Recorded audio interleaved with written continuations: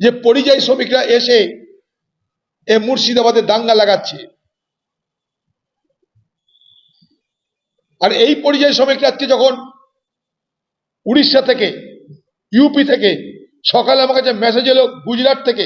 গুজরাটের সুরাটে, গুজরাটের বদোদরা রেল স্টেশনের কাছে তাদের উপরে হামলা হচ্ছে, তারা পালিয়ে আসতে চাইছে। তাদের কাছে আইডেন্টিটি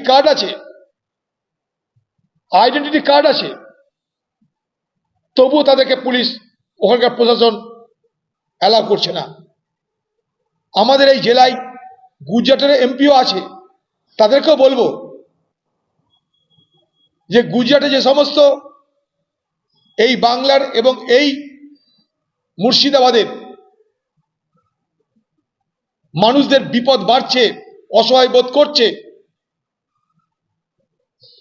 তাদের পাশে দাঁড়িয়ে তাদেরকে সহযোগিতা করা। আমি আজকে চিঠি লিখছি সেখানে, কিন্তু আমি এখন এমপি নেই, ফলে একজন এমপি হলে যে দাবি করা সহজ হয়, দাবি করলেও আমি করতেই থাকবো, কিন্তু জানি না তাদের কি করতে পারবো, আমি আশঙ্কিত। সেই সঙ্গে সঙ্গে বাংলার মুখ্যমন্ত্রী যে দাবি করব, যে বাংলার মুখ্যমন্ত্রী, আপনি প্রত্যেকটা